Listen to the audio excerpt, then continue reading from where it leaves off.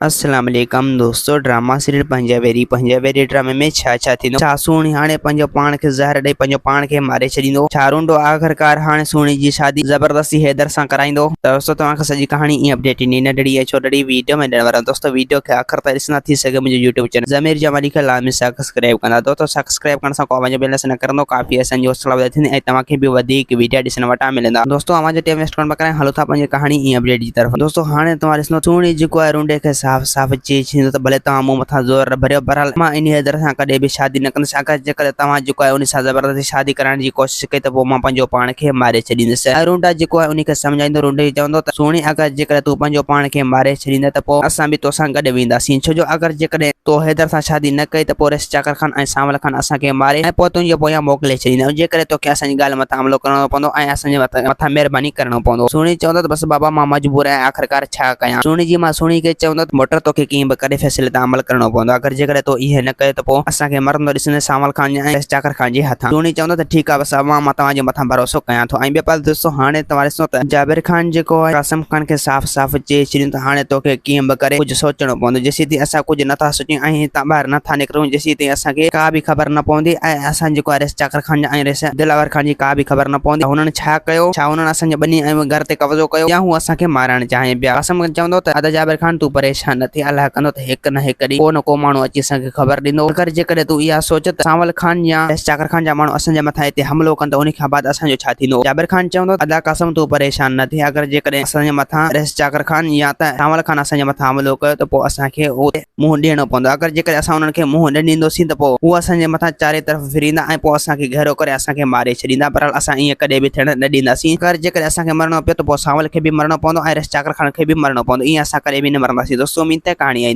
खे पसंदि असां करींदा हाणे जा त वरी तव्हां सां मिलंदासीं के नई वीडियो में। जेसीं ताईं पंहिंजो ख़्यालु रखना। खुदा हाफ़िज़।